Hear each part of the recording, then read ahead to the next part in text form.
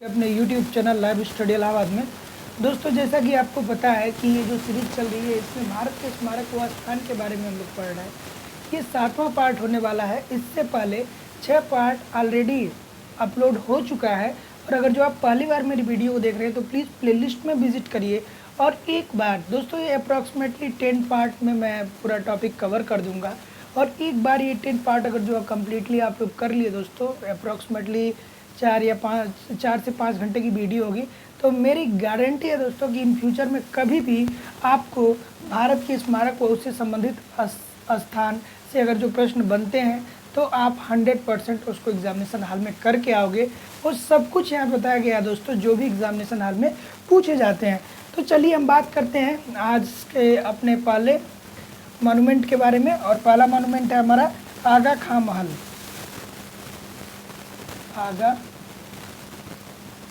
आगा खां महल। देखिए दोस्तों, आगा खां महल की अगर जो हम बात करें तो इसका थोड़ा सा इतिहास जानना जरूरी है कि इसका जो निर्माण होता है वो 1892 में आगा खां के द्वारा होता है। ये क्या होता है? 1892 में आगा खां के द्वारा इसका क्या होता है? निर्माण होता है। तो चलिए एक एक चीज़ें करके लिखते भी चलते हैं। निर्माण होता है 1892 में आगा खां के द्वारा। आगा खां के द्वारा इस महल का निर्माण किया जाता है। लेकिन देखिए 1900, आप सबको पता होगा कि 1942 में क्या हुआ था। 1942 में पूरे भारत में एक आंदोलन चला था जिसको कहा जाता है भारत छोड़ो आंदोलन। भारत छोड़ो आंदोलन। और ये 1942 में चला था भारत छोड़ो आंदोलन। भारत छोड़ो आंदोलन। भारत छोड़ो आंदोलन में क्या हुआ था दोस्तों? भारत छोड़ो आंदोलन में ये हुआ था दोस्तों कि महात्मा गांधी, कस्तूरबा बाई, सरोजनी नायडू तथा महादेवी देसाई को अंग्रेजों ने यहीं पर रखा था। किसको किसको रखा था? महात्मा गांधी को रखा था, महात्मा गांधी जी को रखा था, ठीक है। कस्तूरबा को रखा था, ठीक है। उसके बाद किसको रखा था? सरोजनी नायडू को रखा था, सरोजनी नायडू को रखा गया था।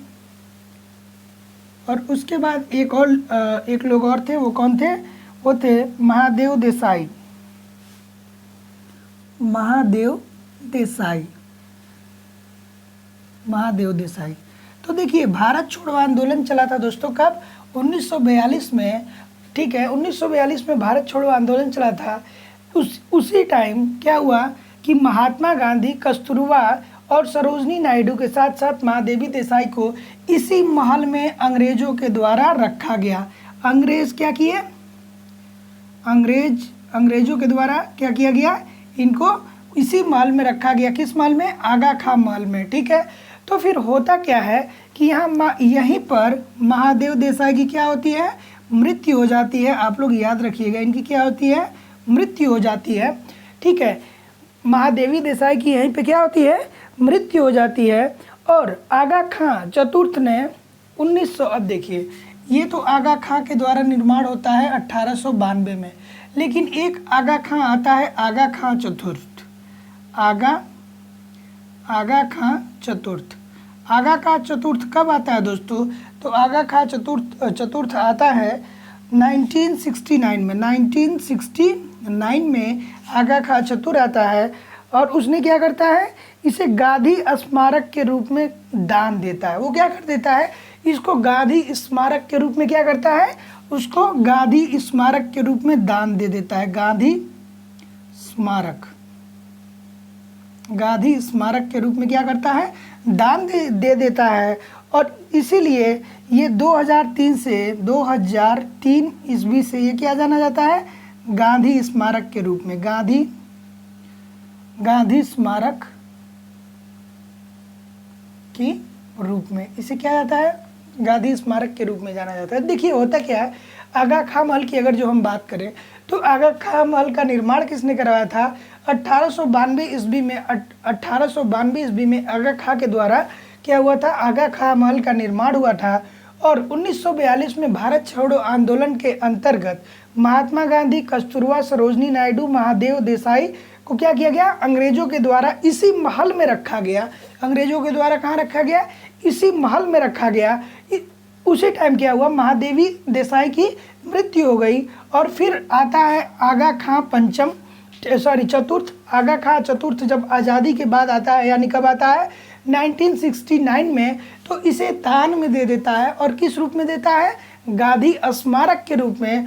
और 2003 से इसे किस नाम से जाना जाता है, 2003 से इसे किस नाम से जाना जाता है, गांधी स्मारक। आप लोग दोस्तों याद रखिएगा कि देखिए आगा खां महल, ठीक है, आगा खां महल 1892 में आगा खां के द्वारा क्या किया गया था, इसका निर्माण करवाया गया था। और भारत छोड़ो आंदोलन 1942 के अंतर्गत अंग्रेजों ने महात्मा गांधी, सरोजनी नायडू और महात्मा गांधी, सरोजनी नायडू, कस्तूरबा और महादेवी देसाई को इसी आगा खां के महल में रखा था, जिसमें महादेवी देसाई की क्या हुई थी, मृत्यु हो गई थी। बाद में क्या होता है कि आगा खां चतुर्थ ने 1969 में इसे गांधी स्मारक के रूप में क्या करता है, दान दे देता है। और 2003 से इसे गांधी स्मारक के रूप में जाना जाता है। ठीक है दोस्तों, इतना नोट डाउन कर लीजिए, फिर अब हम लोग आगे मूव करेंगे। इतना नोट डाउन करिए।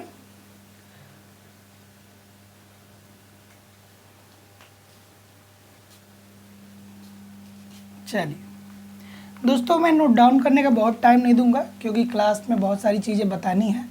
और आप लोग वीडियो को पॉज करके नोट डाउन कर सकते हैं। अदरवाइज जब मैं लिखता रहता हूं तो साथ साथ आप भी लिख सकते हैं, क्योंकि कुछ बहुत ज़्यादा लिखना नहीं है। और दोस्त नोट्स ज़रूर बनाइएगा, ठीक है। चलिए अब हम बात करते हैं ग्वालियर का किला। अब बात करेंगे हम किसका, ग्वालियर किला। ग्वालियर किला बहुत इंपॉर्टेंट है दोस्तों।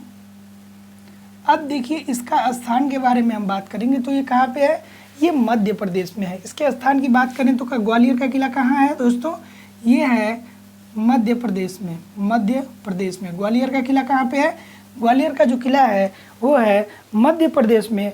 और इसका निर्माण कौन करवाया था, निर्माण कौन करवाया था, मान सिंह तोमर ने इसका निर्माण करवाया था। मान सिंह तोमर ने क्या किया था, इसका निर्माण कराया था। किसका निर्माण कराया था दोस्तों, ग्वालियर किला का। ठीक है, आगे हम बात करेंगे कि ये कब करवाया था, तो ये 8वीं शताब्दी के आसपास इसका निर्माण हुआ था, 8वीं शताब्दी के आसपास। ठीक है, आगे हम बात करते हैं दोस्तों कि ये क्यों करवाया था। तो मानसिंह की एक रानी थी जिसका नाम था मृगनयनी। ठीक है, तो मानसिंह की एक रानी थी मृगनयनी, उसी की याद में इन्होंने उन्हीं के लिए इन्होंने ग्वालियर किले का निर्माण करवाया था। ठीक है, तो वो कौन थी,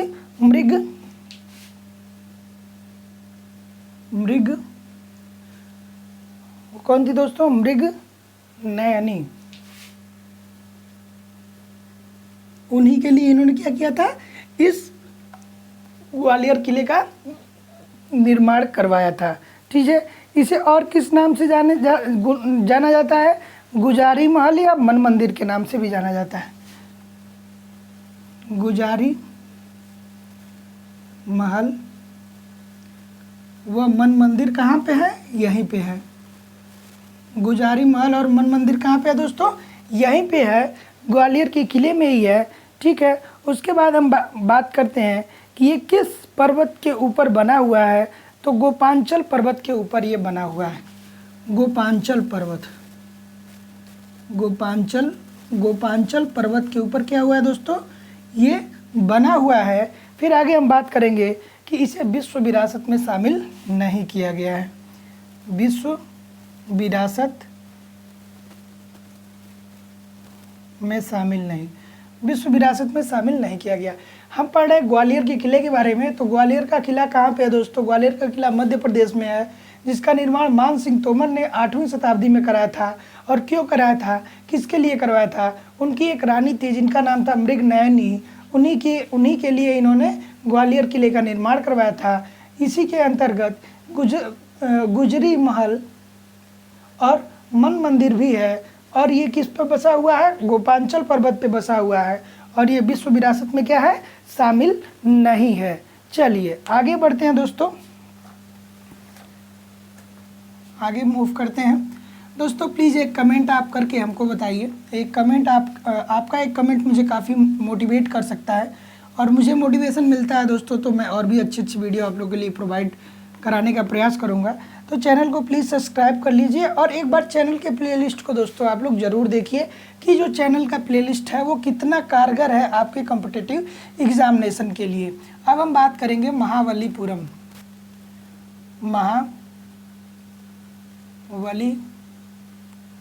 महाबलीपुरम के बारे में हम बात करेंगे और ये बहुत इम्पॉर्टेंट है महाबलीपुरम। तो महाबलीपुरम के अगर जो हम स्थान की बात करें तो ये कहाँ पे है दोस्तों, ये तमिलनाडु में है।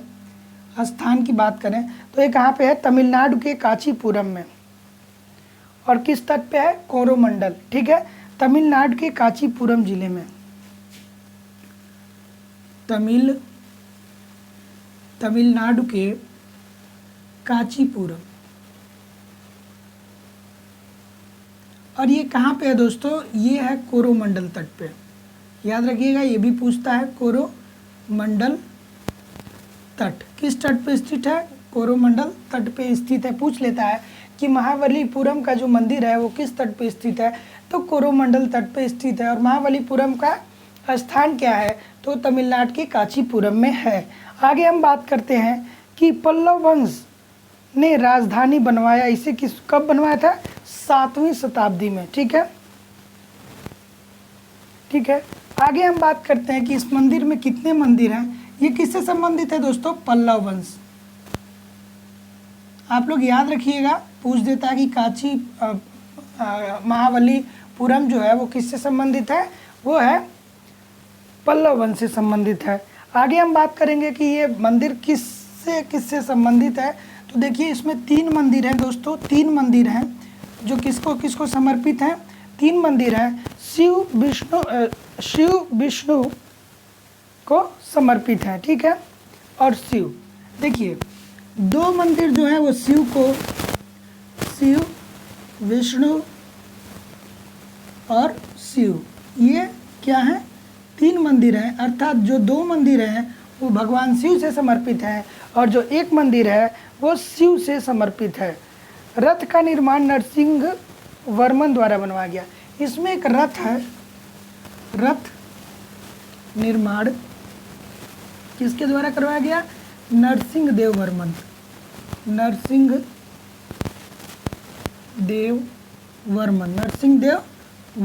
और ये किस वंश का शासक था दोस्तों, वो था पल्लव वंश का शासक। याद रखिएगा, बहुत इंपॉर्टेंट है, ठीक है। और जो ठीक है दोस्तों, और इसे विश्व धरोहर में कब शामिल किया गया,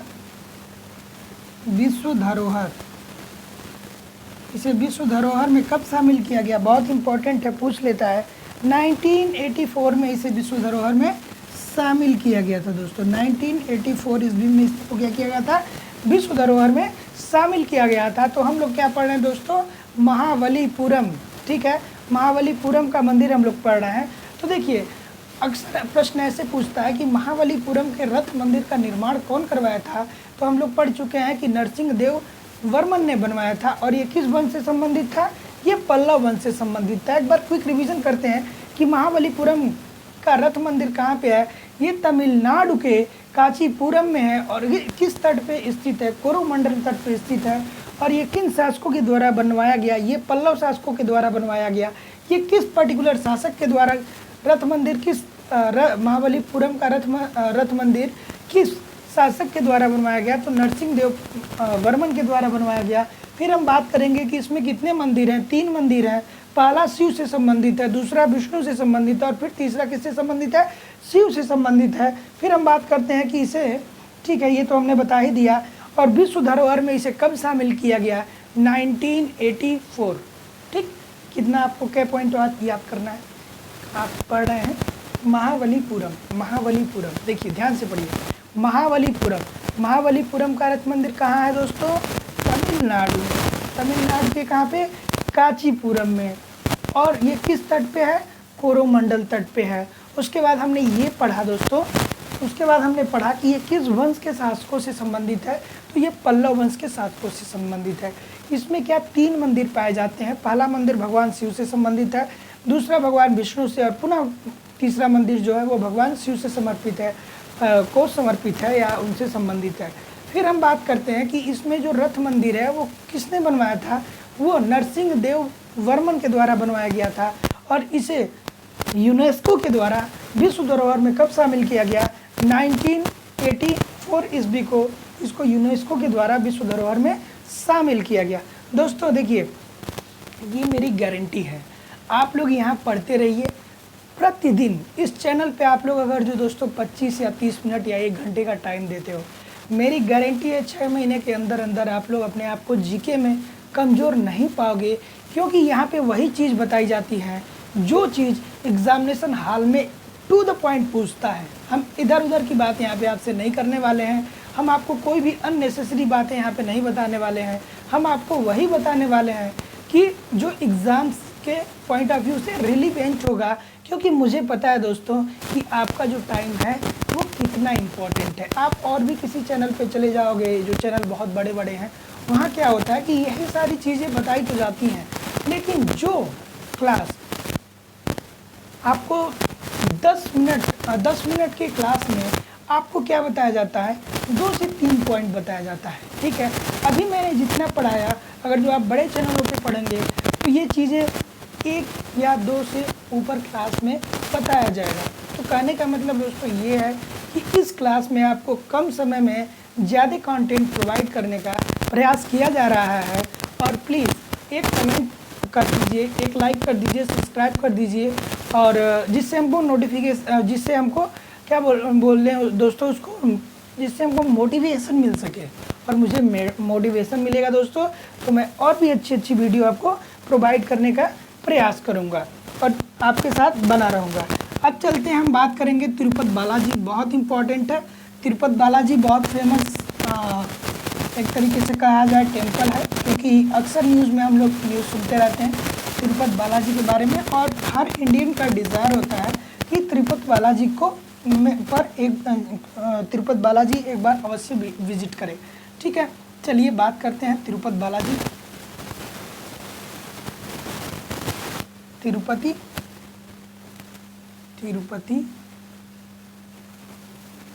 बालाजी, तिरुपति बालाजी के बारे में अब हम लोग बात करेंगे। जो तिरुपति बालाजी है ये कहाँ पे है, इनके स्थान के बारे में हम लोग बात करेंगे, किसने बनवाया था। स्थान जो है दोस्तों आंध्र प्रदेश के चित्तौड़ जिले में, आंध्र प्रदेश के चित्तौड़ में। कहाँ पे है, आंध्र प्रदेश चित्तौड़ में। तिरुपति बालाजी का मंदिर, अगर जो कोई पूछे कि ये बताइए तिरुपति बालाजी का मंदिर कहाँ पे है, तो आंध्र प्रदेश के चित्तौड़ जिले में है, और ये विश्व के सबसे धनी मंदिरों में एक है। धनी मंदिरों में इसकी गिनती की जाती है, विश्व के धनी मंदिरों में से एक मंदिर है, क्योंकि यहाँ पे बहुत चढ़ावा चढ़ता है, आप लोगों को पता होगा। और ये किस भगवान से संबंधित है, बहुत इम्पोर्टेंट है, भगवान शिवा वेंकटेश्वर को समर्पित है। भगवान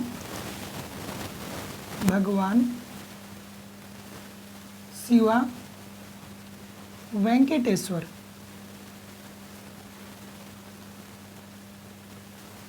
भगवान शिवा वेंकटेश्वर को क्या है, समर्पित है दोस्तों। बहुत इंपॉर्टेंट पॉइंट है, अक्सर पूछ लेता है कि तिरुपति बालाजी जो है वो किस भगवान से संबंधित हैं, तो भगवान शिव वेंकटेश्वर से संबंधित हैं। अब हम बात करेंगे कि ये किस शैली में है। शैली की अगर जो बात करें तो द्रविड़ शैली में है दोस्तों। किस शैली में है, द्रविड़ शैली में है। बहुत इंपॉर्टेंट है, आप लोग याद रखिएगा कि तिरुपति बालाजी जो मंदिर है वो किस शैली में है, द्रविड़ शैली में है। आगे हम बात करेंगे कि किस शासक के टाइम में ये इस मंदिर का ज़्यादा विकास होता है। किस शासक के टाइम में इस मंदिर का ज़्यादा विकास होता है, तो कृष्णदेव ने क्या किया, कृष्णदेव ने मंदिर विकास में काफ़ी योगदान दिया। मंदिर विकास मंदिर विकास। इस मंदिर विकास में किसने काफ़ी योगदान दिया? कृष्ण देव ने, ठीक है, कृष्ण देव ने। तो अभी तक हम लोगों ने क्या पढ़ा है दोस्तों कि जो तिरुपति बालाजी का मंदिर है वो आंध्र प्रदेश के चित्तौड़ जिले में अवस्थित है, ठीक है। फिर हमने ये देखा कि ये सबसे विश्व के जितने भी धनी टेम्पल आते हैं उनमें से एक है ये, और ये किसको समर्पित है? भगवान शिवा वेंकटेश्वर को ये समर्पित है। और ये किस शैली में बना हुआ है? द्रविड़ शैली में बना है। और कृष्णदेव के शासन काल में इस मंदिर का विकास क्या हुआ था?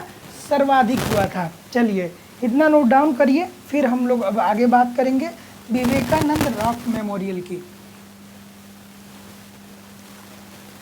देखिए दोस्तों, जितना पॉइंट मैं बता रहा हूँ यही सारे पॉइंट पूछे जाएंगे, कुछ और एक्स्ट्रा नहीं पूछा जाएगा, ठीक है। तो आप लोग ध्यान रखिएगा।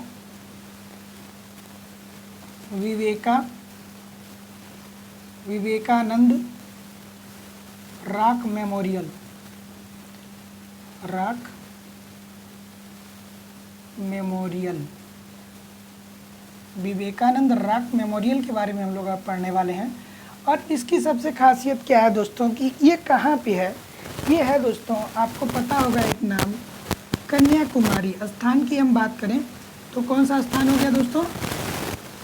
कन्याकुमारी। कन्याकुमारी कहाँ है दोस्तों? भारत का ये कौन सा ये भारत का सबसे दक्षिणी बिंदु है, ये भी याद रखिएगा। ये ज्योग्राफी में हो सकता है कि आप लोग पढ़ें, ठीक है। आगे हम बात करेंगे कि 1893 में स्वामी विवेकानंद यहीं से शिकागो गए थे, इसलिए यह बनाया गया। देखिए 1801 आप लोग पढ़े होंगे कि 1893 में शिकागो में क्या हुआ था? विश्व धर्म सम्मेलन हुआ था, जिसमें भारत का प्रतिनिधित्व किसने किया था? स्वामी विवेकानंद ने। और स्वामी विवेकानंद ने वहाँ पे जाके कुछ ऐसा स्पीच दिया कि वो इतिहास में अमर हो गया, ठीक है। तो वो कहाँ से गए थे?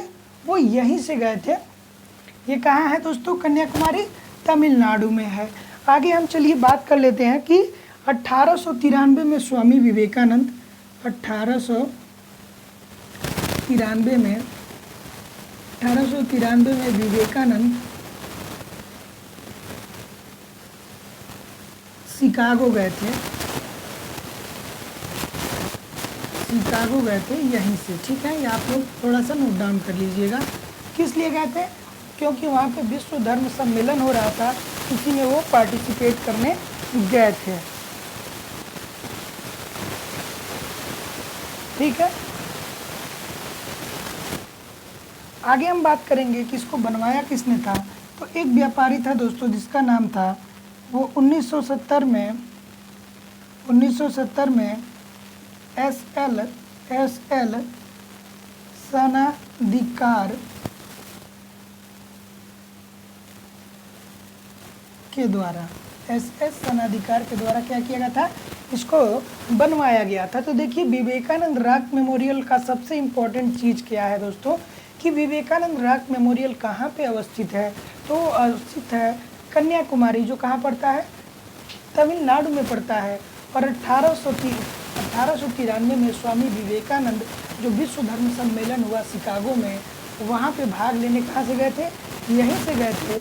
और 1970 में एल सनाधिकार ने क्या किया? इसको बनवाया था। और ये कौन था दोस्तों? ये एक व्यापारी था। आप लोग ये भी याद रखिएगा। आगे हम बात करेंगे दोस्तों एक कमेंट अवश्य करिए, आप लोग एक कमेंट करके अवश्य हमको बताइए, क्योंकि काफ़ी मोटिवेशन मिलेगा दोस्तों हमको अगर जो आप लोग करते हैं एक कमेंट। अगला है पद्मनाभपुरम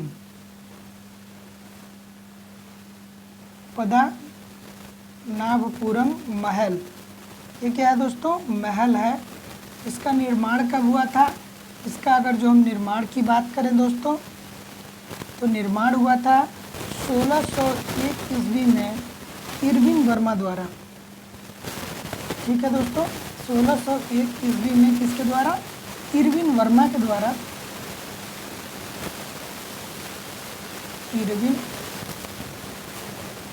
इरविन किसके द्वारा, इरविन वर्मा के द्वारा ये निर्माण किया गया। और ये किस नदी के किनारे बसा दोस्तों, ये नदी की अगर जो हम बात करें तो बल्ली नदी के किनारे ये बसा हुआ है। बहुत इंपॉर्टेंट है, पूछता है। और ये भी कहाँ है दोस्तों, ये भी है कन्याकुमारी में। कन्याकुमारी बहुत इंपॉर्टेंट है, ये भी याद रखिएगा कि ये भी कहाँ है, कन्याकुमारी में ही अवस्थित है। तो पद्मनाभपुरम महल की अगर जो हम बात करें तो निर्माण कब हुआ था, 1901 ईस्वी में इरविन वर्मा के द्वारा हुआ था। और किस नदी के किनारे है, बल्ली नदी के किनारे है। और ये कहाँ पे है, कन्याकुमारी में। और याद रखिएगा कि इसको विश्व धरोहर में शामिल नहीं किया गया था, विश्व धरोहर में शामिल नहीं किया गया था। इतने ही पॉइंट बनते हैं दोस्तों, इससे ज़्यादा पॉइंट नहीं बनते हैं। फिर आगे चलिए, अब आगे हम बात करेंगे दोस्तों लिंगराज मंदिर।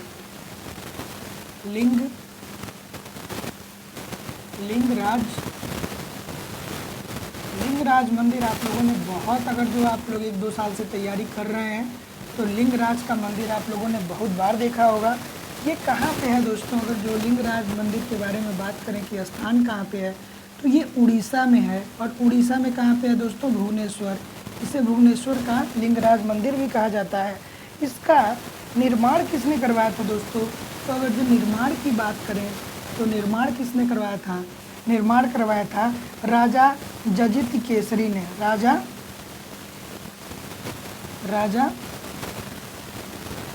जजित केसरी ने, याद रखिएगा, बहुत इंपॉर्टेंट है दोस्तों, ये बहुत इंपॉर्टेंट है ये वाला, कि लिंगराज मंदिर का निर्माण कौन करवाया था, राजा जजित केसरी ने इसका निर्माण करवाया था। और फिर पूछ देगा दोस्तों कि ये किस भगवान को समर्पित है, तो ये भगवान शिव से संबंधित है। किससे संबंधित है, भगवान शिव से संबंधित है। फिर हम बात करेंगे कि इसकी शैली कैसी है, भगवान की अगर जो बात करें तो भगवान शिव से है। शैली की अगर जो हम बात करें दोस्तों तो ये कलिंग शैली में है। किस शैली में है, कलिंग शैली में है, याद रखिएगा। फिर हम बात करें कि इसमें कितने मंदिर बने हुए हैं, 150 मंदिर इसमें क्या हुए हैं दोस्तों, बने हुए हैं। 150 मंदिर बने हैं जो अलग अलग भगवान को शामिल, 150 मंदिर हैं जो अलग अलग भगवान को, जो अलग अलग भगवान को क्या है, समर्पित हैं। अलग अलग भगवान को क्या है दोस्तों, समर्पित हैं। आप लोग याद रखिएगा। और आप लोग ये बताइए कि क्या ये विश्व धरोहर में शामिल है, तो जी नहीं, बिल्कुल नहीं, इसे विश्व धरोहर में शामिल नहीं किया गया है अभी तक। तो देखिए लिंगराज मंदिर हम लोग पढ़ रहे हैं, स्थान कहाँ पे है ये दोस्तों, ये है उड़ीसा में। और इसका निर्माण किसने करवाया था, राजा जजित केसरी ने इसका निर्माण करवाया था। और ये बेसिकली किस भगवान को समर्पित है, भगवान शिव को समर्पित है। इसकी शैली की हम बात करें तो ये कलिंग शैली में है दोस्तों। और 150 मंदिर हैं इसमें जो अलग अलग भगवान को क्या है, समर्पित है। ठीक है दोस्तों, तो इस क्लास को हम यहीं पे द एंड करते हैं। इसके बाद हम लोग अगला क्लास करेंगे, पार्ट नंबर 8। ठीक है, 10 पार्ट में दोस्तों कंप्लीट हो जाएगा, आप लोग टेंशन ना लीजिएगा। 10 पार्ट में हम क्या करेंगे, पूरा ख़त्म कर देंगे।